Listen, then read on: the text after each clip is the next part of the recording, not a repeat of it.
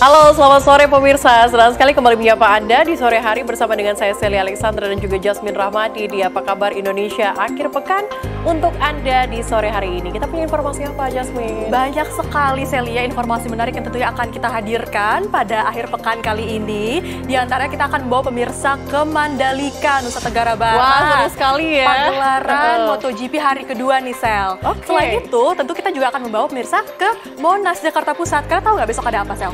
Besok ada hari ulang tahun TNI, betul tidak? Betul sekali, dan hari ini juga sudah dilakukan persiapan dan gladi bersih. Namun, tentunya kita akan mulai dulu pemirsa Apa Kabar Indonesia akhir pekan kali ini dengan informasi pertama, di mana ada sebuah truk yang mengalami kecelakaan lalu lintas dan menabrak mobil dan pagar rumah di Klaten, Jawa Tengah.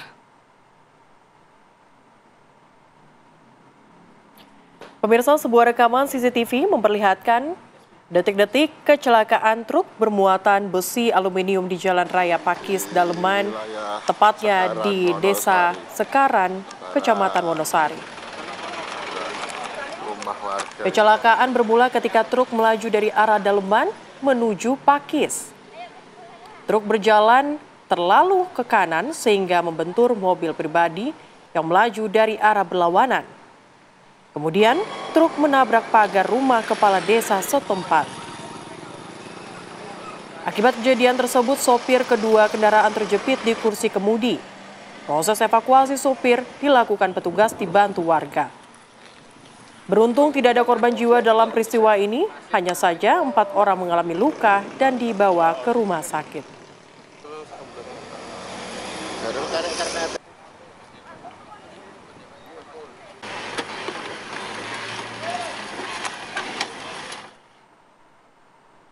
Pemirsa, satu unit mobil pemadam kebakaran mengalami kecelakaan tunggal saat hendak melaju atau menuju lokasi kebakaran di Desa Aralai, Kecamatan Kahu, Kabupaten Bone, Sulawesi Selatan. Ya, kecelakaan bermula ketika Satgas Damkar wilayah Kahu menerima laporan kebakaran rumah warga di Desa Gatareng pada Jumat sore. Satu unit mobil damkar yang memuat 4 orang personel ini dikerahkan menuju lokasi kejadian mengalami kecelakaan setelah mencoba menghindari sepeda motor dari arah yang berlawanan. Dalam insiden tersebut, 4 orang anggota damkar menjadi korban dan 2 diantaranya mengalami luka berat dan langsung dirujuk ke RSUD Tenriawaru, Bone. Sementara 2 lainnya mengalami luka ringan dan mendapatkan perawatan di puskesmas setempat. Kasus kecelakaan tunggal tersebut kini telah ditangani pihak berwajib.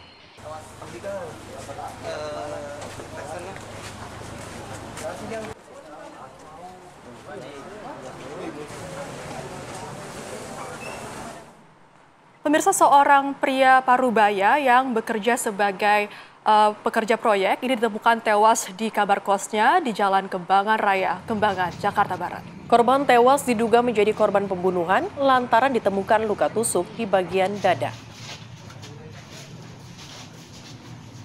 Pria berusia 51 tahun asal Majalengka, Jawa Barat ditemukan tewas di kamar kosnya di Jalan Kembangan Raya, Kembangan, Jakarta Barat. Korban pertama kali ditemukan oleh petugas keamanan kos dan langsung dilaporkan ke Polsek Kembangan. Unit Reskrim Polsek Kembangan yang tiba di lokasi langsung menggelar olah tempat kejadian perkara. Adapun Kapolsek Kembangan Kompol M. Taufik Iksan mengungkapkan dari hasil penyelidikan awal, korban ditemukan sudah dalam kondisi tak bernyawa dengan luka tusuk senjata tajam di bagian dada. Diduga ia meninggal akibat dibunuh.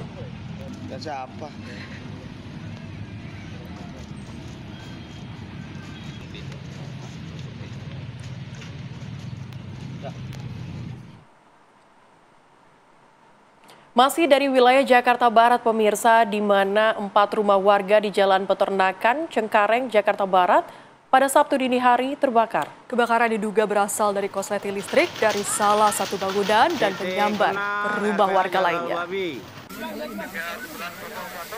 Kobaran api membakar sedikitnya 4 rumah warga di pemukiman padat penduduk di Jalan Peternakan, Cengkareng, Jakarta Barat pada Sabtu dini hari tadi. Petugas pemadam kebakaran dibantu warga langsung berupaya memadamkan api. Sejumlah warga juga berusaha menyelamatkan barang berharga milik mereka. Api berhasil dipadamkan setelah 8 unit mobil pemadam kebakaran diterjunkan ke lokasi. Kebakaran juga diduga berasal dari korsleting listrik dari salah satu rumah warga dan menyambar ke bangunan lainnya. Tidak ada korban jiwa dalam kebakaran ini.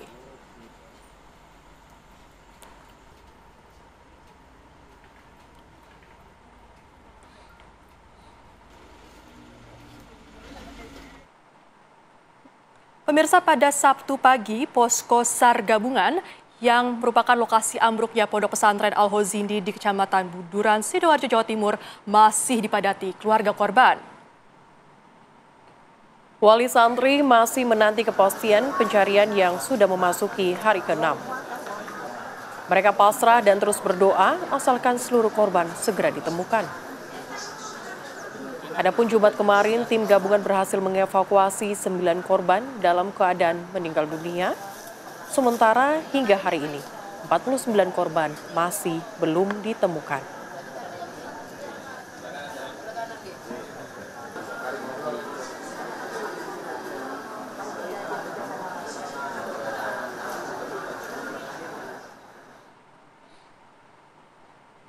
Pemirsa, tim Disaster Victim Identification atau DVI Polda Metro atau Polda Jawa Timur maksud kami ini kesulitan mengenali identitas jenazah korban yang tiba di posko post-mortem Rumah Sakit Bayangkara, Surabaya.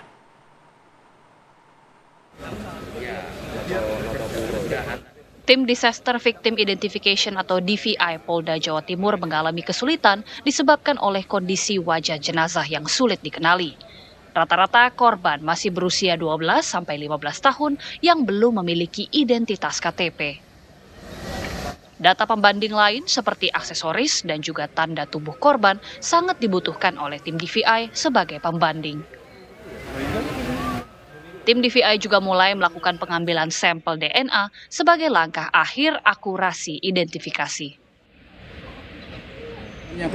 Dari 5 jenazah ini, anak-anak ini kan rata-rata yang diperiksa itu 12-15 tahun.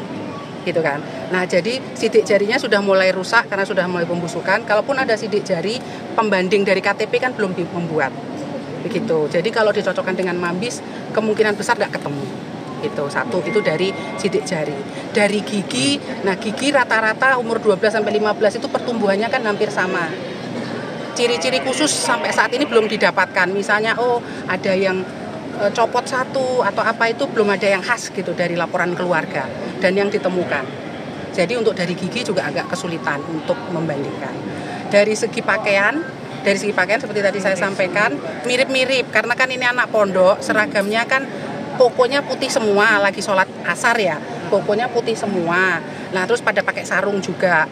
Nah tidak ada identitas apapun, misalnya di kokonya itu ada namanya atau tidak ada. Jadi rata-rata ya sama gitu. Serupa anak-anak ini yang jadi korban gitu. Terus dari segi ciri khusus misalnya tai lalat lah atau ada tato atau tanda lahir gitu atau ada cacat itu juga tidak dapat info dari keluarga. Tai lalat anakku di mana gitu. Banyak keluarga yang tidak hafal gitu. Meskipun ada yang hafal tapi sampai sekarang pembandingannya itu belum ketemu gitu, belum. Meski mengalami berbagai kendala, proses identifikasi dilakukan secara profesional agar seluruh jenazah bisa dimakamkan dengan layak oleh pihak keluarga. Dari Surabaya, Jawa Timur, Syamsul Huda, TV One mengabarkan.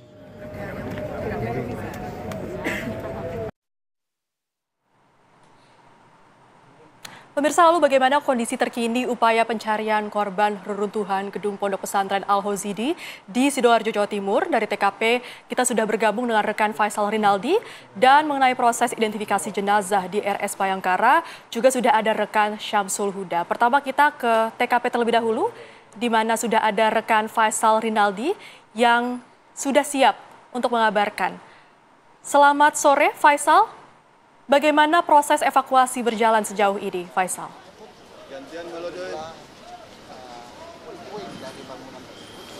Ya Yasmin, sejauh ini proses evakuasi di hari ke-6 memang sudah berjalan sejak pagi tadi. Namun untuk proses evakuasinya memang ini dilakukan secara 24 jam.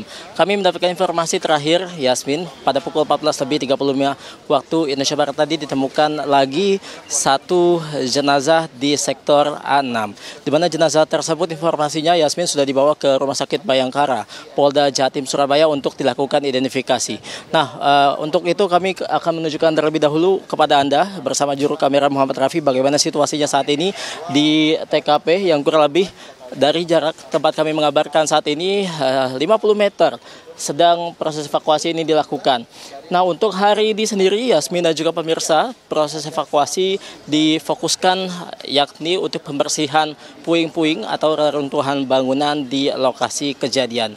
Karena menurut informasi yang disampaikan bahwa diperkirakan ada sekitar 40-an lebih atau ada sekitar 48 korban saat ini masih tertimbun di dalam reruntuhan bangunan musola Pondok Pesantren Al-Khazini. Nah, tadi kami menyebutkan ada satu lagi jenazah yang ditemukan Yasmin di lokasi kejadian sekitar pukul 14.35 waktu Indonesia Barat. Artinya Yasmin, untuk saat ini jumlah total korban yang sudah berhasil ditemukan oleh tim SAR gabungan ada sekitar 119, di mana 104 diantaranya ditemukan dalam keadaan selamat dan 15 orang diantaranya ditemukan dalam keadaan meninggal dunia. Untuk saat ini Yasmin, pihak dari tim SAR gabungan memang ada beberapa kesulitan yang dialami dalam proses evakuasi di hari ke-6 ini atau sejak dari hari kemarin. Karena untuk lokasi kejadiannya ini lahannya tidak terlalu luas Yasmin, yang membuat alat berat tidak bisa bekerja secara berbarengan. Artinya apa? Artinya adalah salah satu alat berat ini harus keluar terlebih dahulu untuk bisa memasukkan alat berat lainnya di lokasi ini. Memang ada beberapa alat berat Yasmin yang digunakan dalam proses evakuasi hari ini dan juga kemarin. Sudah 3 hari ini menggunakan alat berat seperti misalnya eskavator, kemudian juga breaker dan juga sejumlah alat besar atau alat berat lainnya untuk mempermudah tim SAR gabungan untuk melakukan proses evakuasi. Nah, kemudian dapat kami informasikan pula Yasmin dan juga pemirsa, dalam proses identifikasi pun juga tadi Kepala BNPB Letnan Jenderal TNI Suharyanto mengatakan ada sejumlah kesulitan yang dialami oleh tim DVI dari Polda Jawa Timur. Dikarenakan untuk jumlah korbannya atau rata-rata korbannya ini adalah anak-anak yang membuat para korban ini belum mempunyai identitas seperti KTP dan juga sidik jari, ini yang membuat pihak dari tim DVI Polda Jawa Timur kesulitan untuk mengidentifikasi korban yang saat ini sudah ditemukan. Untuk sementara demikian Yasmin, Celia, kami kembalikan ke Anda di studio. Baik, ada satu jenazah lagi yang tadi sudah ditemukan di sekitar pukul 14.35 waktu Indonesia Barat.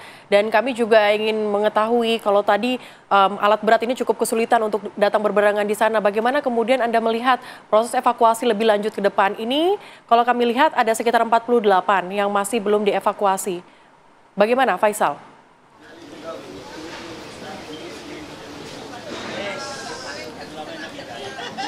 Ya Yasmin, memang tadi informasi terbaru hingga pukul 15.00 waktu Indonesia Barat saat ini ada sekitar 48 orang lagi yang memang masih belum ditemukan dan juga belum diketahui keberadaannya. Namun tadi informasi terakhir yang disampaikan untuk titik keberadaan korban memang sudah terdeteksi titik-titiknya di sebelah mana. Nah, ini juga yang saat ini sedang dilakukan dengan semaksimal mungkin, secepat mungkin, sehati-hati mungkin oleh petugas dari tim SAR gabungan untuk bisa segera mungkin menemukan para korban yang hingga saat ini belum ditemukan.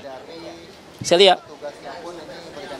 Ya Faisal, lalu bagaimana dengan mekanisme dari proses identifikasi? Ketika jenazah ini ditemukan, apakah langsung dibawa ke RS Bayangkara untuk melakukan identifikasi atau seperti apa Faisal?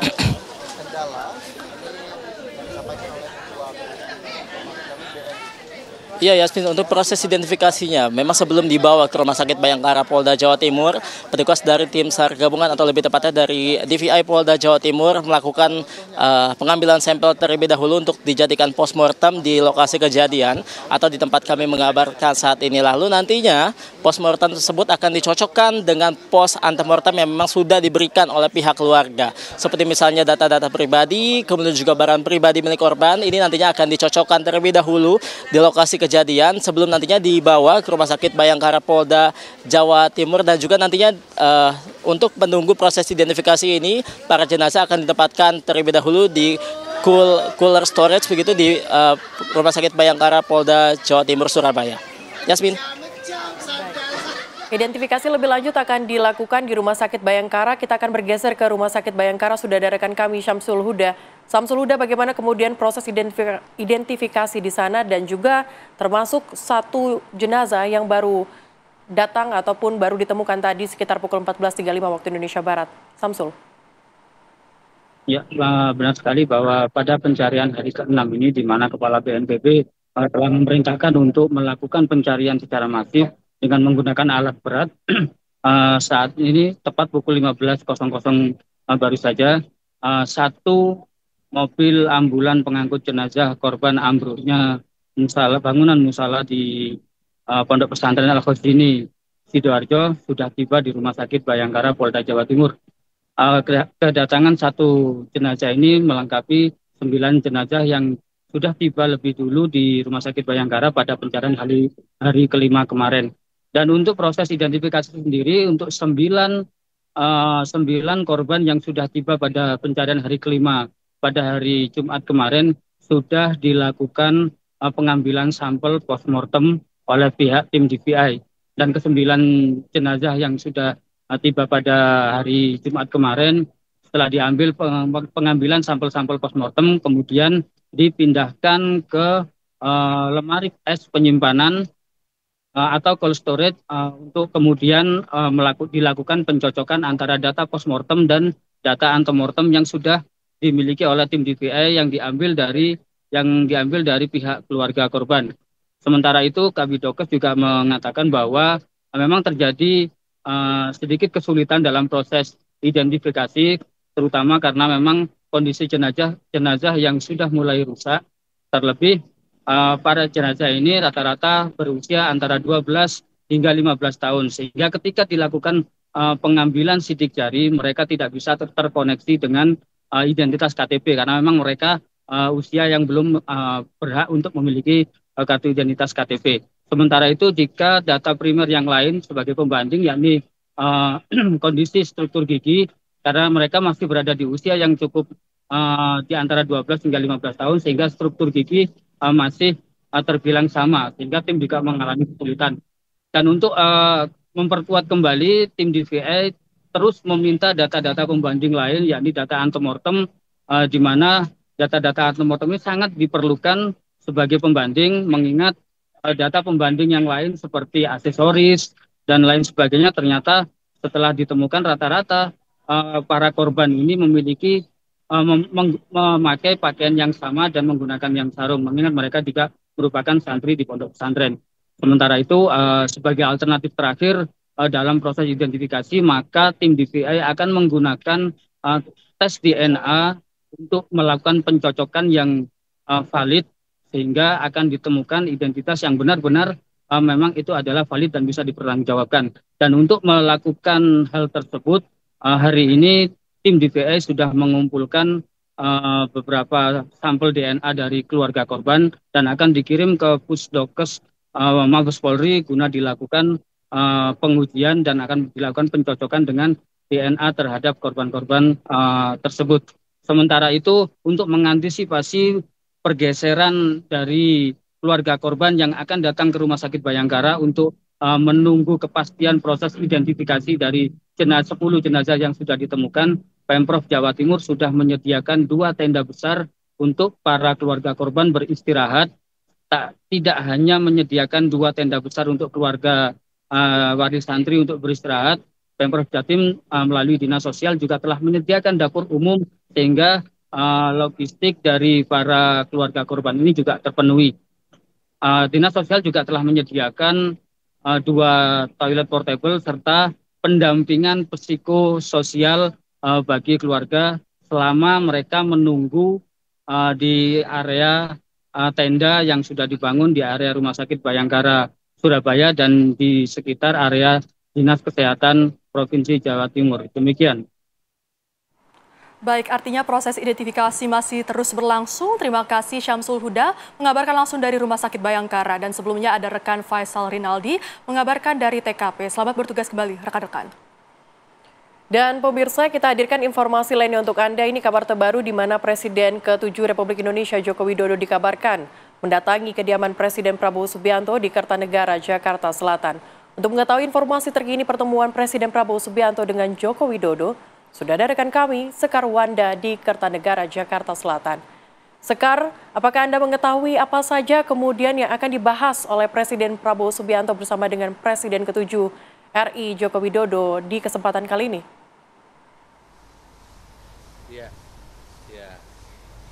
Ya, selamat siang Celia, Jasmine, dan juga pemirsa. Mengenai apa saja kemudian pembahasan yang dibahas oleh Presiden ke-7 Republik Indonesia Joko Widodo bersama dengan Presiden RI Prabowo Subianto pada siang hari ini, kami masih belum dapat mengidentifikasi lebih mendalam. Namun saya dapat mengabarkan kepada Anda bagaimana kemudian kondisi terkini dari kediaman Prabowo Subianto di Kertanegara. Terpantau saat ini situasi dari kediaman Prabowo Subianto di Kertanegara sudah dilakukan penjagaan ketat. Terlihat ada sejumlah petugas yang kemudian berjaga dan telah diberikan juga pembatas ataupun barikade, di mana selain adanya penjagaan juga terlihat di area bagian dalam terdapat sejumlah kendaraan berwarna hitam yang kemudian berlalu lalang.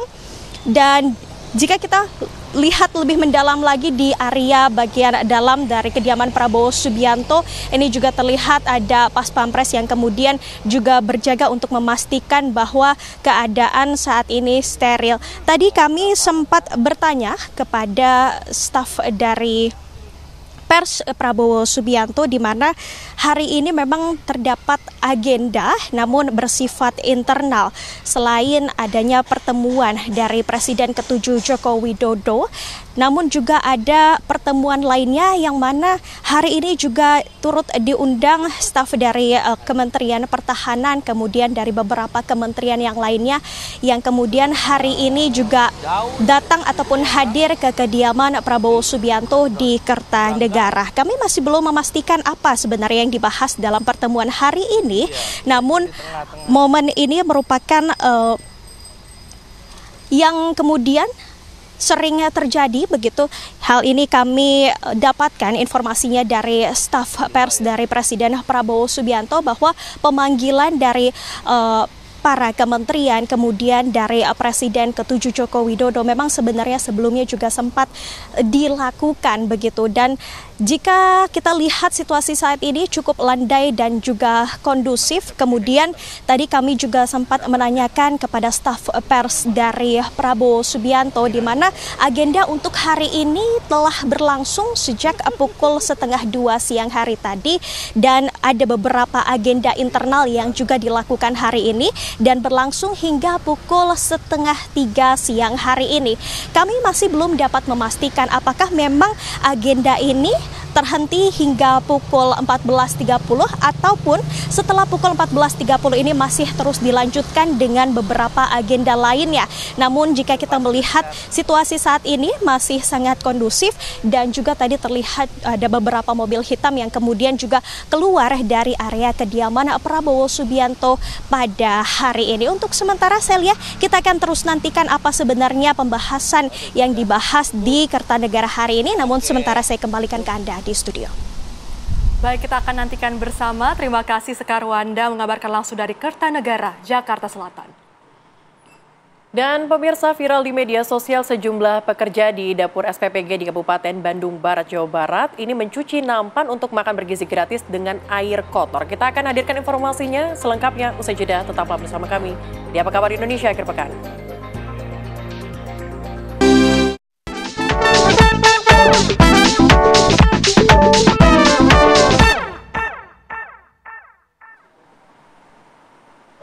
Pemirsa, di segmen ini kami akan menghadirkan sejumlah informasi viral, di mana salah satunya ini ada viral di media sosial sejumlah pekerja di dapur SPPG di Kabupaten Bandung Barat, Jawa Barat mencuci nampan untuk makan bergizi gratis dengan air kotor.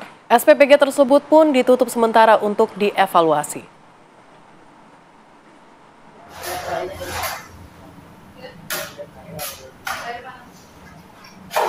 Inilah aktivitas para pekerja di Dapur Satuan Pelayanan Pemenuhan Gizi (SPPG) di Jalan Raya Bandung Cianjur, tepatnya di kawasan Citata, Kabupaten Bandung Barat. Terlihat nampan yang biasa untuk menyajikan makanan bergizi gratis, justru dicuci dengan air kotor yang berwarna kecoklatan. Pihak pengelola menjelaskan air yang digunakan berasal dari bukit dan sempat bercampur lumpur akibat hujan deras yang terjadi pada akhir September lalu.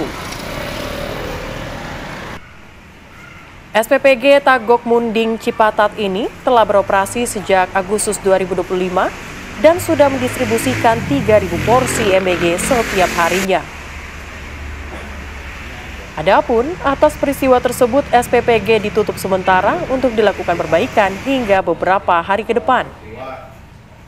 Sebanyak 40 pekerja pun dirumahkan sementara sambil menunggu proses berjalan normal.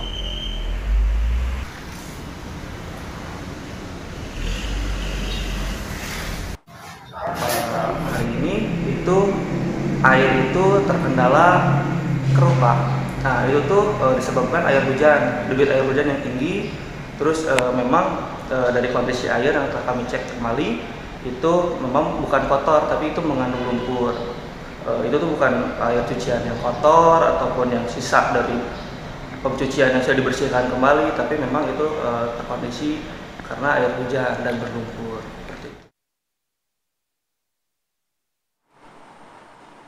Pemirsa, mobil yang membawa rombongan penyanyi dangdut asal Madiun, Cantika Davinca, mengalami kecelakaan menabrak pemotor dan bengkel mobil di Magetan, Jawa Timur, dan mengakibatkan 2 orang tewas di lokasi kejadian. Inilah pemirsa video amatir yang sempat direkam warga sesaat setelah terjadi kecelakaan itu di Jalan Raya Desa Tulung, Kecamatan Kawedanan, Kabupaten Magetan, Jumat malam. Akibat kejadian ini, pengendara sepeda motor dan rekannya yang merupakan pelajar SMP tewas di lokasi kejadian. Sementara, 3 penumpang mobil termasuk sang biduan mengalami luka-luka. Menurut keterangan sejumlah saksi, kecelakaan ini berawal saat mobil berusaha kendaraan di depannya, namun dari arah berlawanan ada sepeda motor sehingga kecelakaan tidak terhindarkan dan mobil baru berhenti setelah menabrak bengkel mobil. Kasus kecelakaan ini ditangani oleh unit Gakum Satlantas Polres Magetan.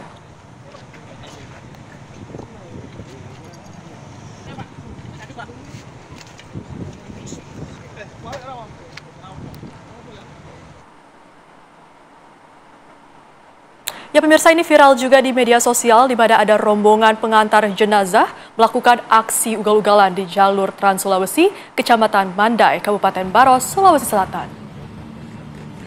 Dalam rekaman video amatir, terlihat rombongan pengantar jenazah yang mengendarai sepeda motor melakukan konvoi dengan membawa bendera putih dari arah Makassar menuju ke Kabupaten Maros. Sejumlah pengendara terlihat tidak menggunakan helm dan berlalu lintas secara ugal-ugalan. Bahkan, yang lebih menghebohkan, seorang pria tampak berdiri di motor hanya mengenakan celana dalam sambil berjoget-joget, tanpa memedulikan keselamatan pengguna jalan lain yang tengah melintas.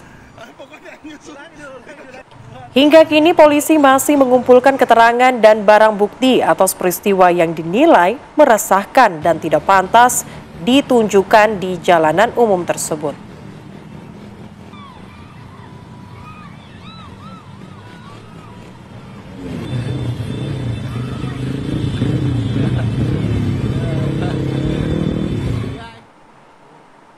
Kita hadirkan informasi dari Pandeglang, Banten, pemirsa, di mana 2 kelompok belajar SMP di Kabupaten Pandeglang, Banten terlibat tawuran dengan menggunakan senjata tajam. Ini viral di media sosial.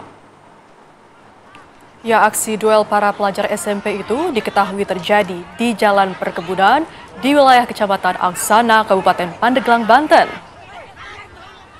Para pelajar itu berkelahi dengan menggunakan senjata tajam. Dan mirisnya, aksi itu dibiarkan oleh para pelajar SMA yang berada di lokasi. Usai viral, Muspika Kecamatan Angsana langsung mendatangi para pelajar yang terlibat dan polisi hanya memberikan himbauan kepada para pelajar untuk tidak mengulangi perbuatannya. Saya bilang juga disiplin aturan, nggak boleh bolos. Saya kan bahas itu kenakalan remaja apa kita mau bikin konten apapun segala itu yang bermanfaat ya kayak.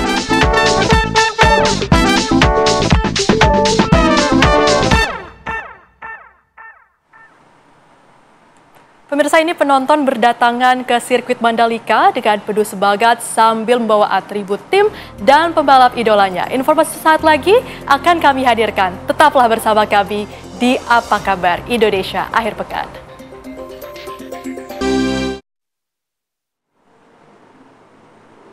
Anda kembali bersama dengan Celia dan juga Jasmine di Apa Kabar Indonesia Akhir Pekan.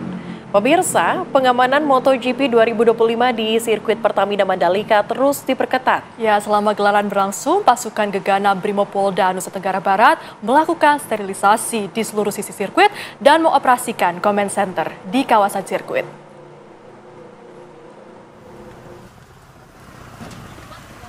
Sejumlah titik penting di area sirkuit unit Jibom Gegana Brimopolda Nusa Tenggara Barat melakukan sterilisasi di seluruh area, mulai dari tribun penonton, Bukit 360 hingga area UMKM. Sterilisasi ini untuk memastikan tidak ada benda-benda berbahaya. Pengamanan kali ini tidak hanya berada di darat. Pasukan anti-drone ditempatkan di sejumlah titik untuk mengantisipasi ancaman objek terbang tak berawak yang berpotensi mengganggu jalannya balapan. Seluruh area sirkuit dinyatakan aman dan terkendali, dan Brimob menyatakan siap mengamankan hingga penyelenggaraan MotoGP usai. Polda Nusa Tenggara Barat mengoperasikan command center berbasis teknologi tinggi dan menampilkan puluhan layar yang terhubung langsung ke ratusan titik kamera CCTV di seluruh kawasan Mandalika. Petugas gabungan berjaga 24 jam dan memastikan keamanan dan kelancaran lalu lintas hingga situasi keramaian penonton bisa terpantau secara real time. Pergerakan personel kita serta memonitor seluruh kejadian-kejadian yang ada di wilayah masing-masing personel kita dalam melaksanakan pengamanan. Tentunya dengan dukungan teknologi dan personel terlatih, Polda NTB menegaskan komitmen untuk memastikan event MotoGP Mandalika 2025 berlangsung aman, tertib, dan nyaman bagi seluruh penonton maupun pembalap. Dari Mataram, Nusa Tenggara Barat, Herman Zuhdi, TV One, mengabarkan.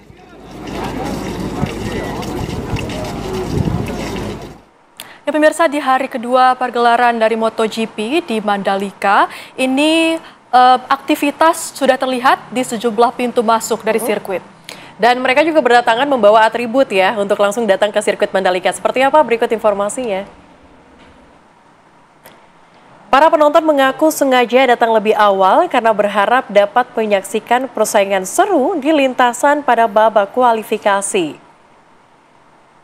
Mereka kebanyakan ingin menyaksikan langsung performa idola mereka Marc Marquez. Apalagi pembalap dengan julukan si Baby Alien ini hingga kini belum pernah naik podium di Mandalika. Antusiasme penonton sekaligus menegaskan bahwa gelaran MotoGP Mandalika di Lombok menjadi daya tarik dunia yang tak terbantahkan.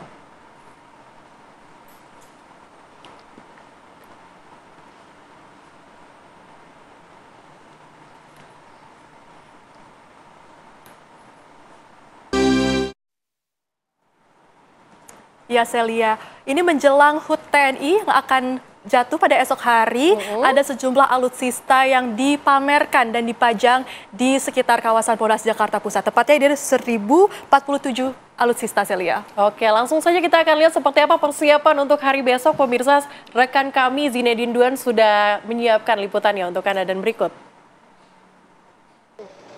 Pemirsa, satu hari jelang perayaan hari ulang tahun TNI ke-80, persiapan masih terus dilakukan atau dimatangkan. Dan di belakang saya, ini terpantau seluruh persiapan akhir terus dilakukan, termasuk menandai titik blocking-blocking dengan pewarna seperti itu untuk memastikan nanti di mana titik tempat berhentinya pasukan, di mana titik tempat berhentinya mobil. Lalu juga di hari ini untuk para pengunjung Monas ini masih dapat memasuki kawasan Monas dan terpantau ini masih dapat berfoto dengan alutsista dari TNI sendiri yang sudah diparkirkan di sini dan bebas untuk berfoto bersama masyarakat sejak beberapa hari yang lalu. Memang total ada 1047 alutsista yang dipamerkan di sini yang nantinya juga akan defile berkeliling di sepanjang Jalan Medan Merdeka Selatan menuju ke timur, utara, barat, lalu ke Jalan Juanda. Selain dari itu juga nantinya akan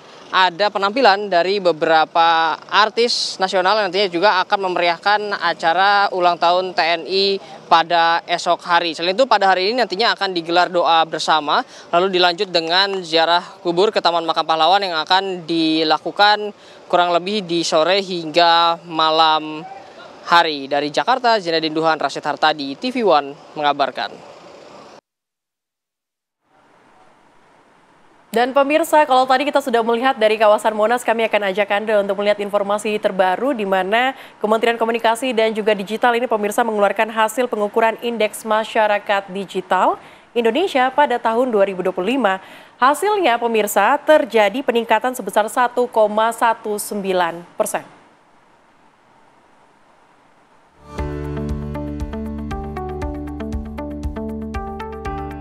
Pengukuran Indeks Masyarakat Digital Indonesia yang dilakukan Badan Pengembangan Sumber Daya Manusia Kemenkomdigi bertujuan untuk mengukur dan memberikan gambaran menyeluruh terkait dengan literasi digital masyarakat Indonesia. Pengukuran ini dilakukan pada 4 pilar utama, yaitu infrastruktur dan ekosistem, keterampilan digital, pemberdayaan, serta pekerjaan. Di tahun ini pertemuan paling signifikan didorong oleh transaksi belanja online. Jadi ketika para kepala daerah mengadopsi dan juga menerapkan digitalisasi, maka kemudian transparansi, akuntabilitas, dan juga pajak menjadi lebih baik dan lebih tinggi. Jadi ini menjadikan kita semua bahwa digitalisasi juga berpengaruh besar terhadap bagaimana kita membangun perekonomian kita dan juga kepatuhan kita terhadap pajak di daerah. Tingkat keterampilan dan juga kompetensi masyarakat Indonesia terkait pemanfaatan teknologi informasi dan komunikasi atau kita kenal sebagai teknologi digital itu semakin baik. Pada tahun 2025, Indeks Masyarakat Digital Indonesia mencapai 44,53% yang dilakukan pada bulan Juli hingga Agustus dengan melibatkan lebih dari 18.000 responden individu dan 11.000 responden dari sektor industri dengan cakupan 38 provinsi dan 514 kabupaten dan kota. Dari Jakarta, Novan Santoso, TV One mengabarkan. Pemirsa, usai jeda, apa kabar Indonesia akhir pekan akan kembali dengan sejumlah informasi menarik lainnya. Tetaplah bersama kami.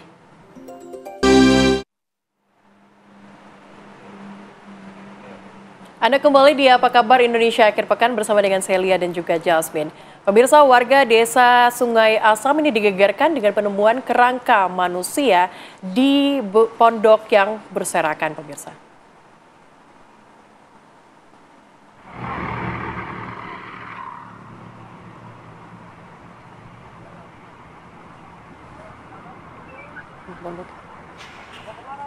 Penemuan kerangka ini pertama kali diketahui oleh 3 warga yang sedang mencari ketam untuk umpan pancingan di sekitar parit tadik di desa Sungai Asam. Dan mereka melihat benda menyerupai tengkorak manusia di samping pondok kebun milik warga. Temuan itu kemudian dilaporkan kepada Ketua RT dan Kepala Desa setempat.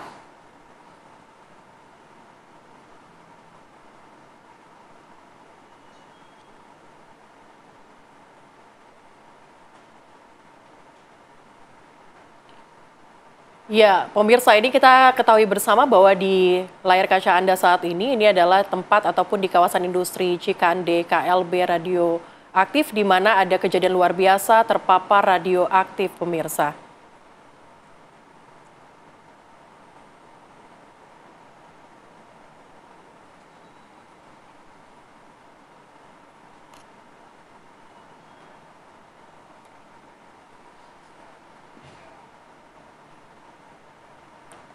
Lalu pemirsa, kita akan mengajak Anda ke Riau di mana ditemukan kerangka. Ini ditemukan di salah satu sungai atau desa Sungai Asam maksud kami, dan terdapat kerangka manusia yang berserakan di sekitar desa tersebut, pemirsa.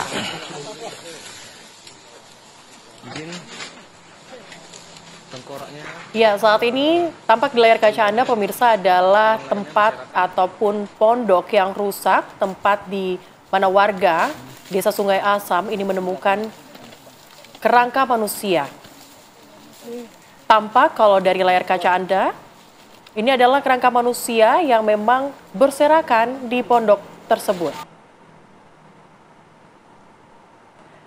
Diketahui, Celia, kalau ini kerangka manusia ini ditemukan di kebun begitu dan merupakan jenazah dari seorang berjenis kelamin laki-laki yang berusia 40 tahun. Neruntuk ya, tertimpa apa nih?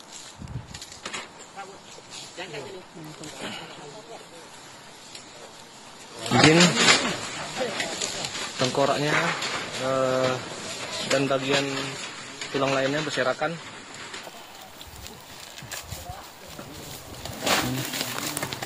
Di belakangnya. Allahu Akbar.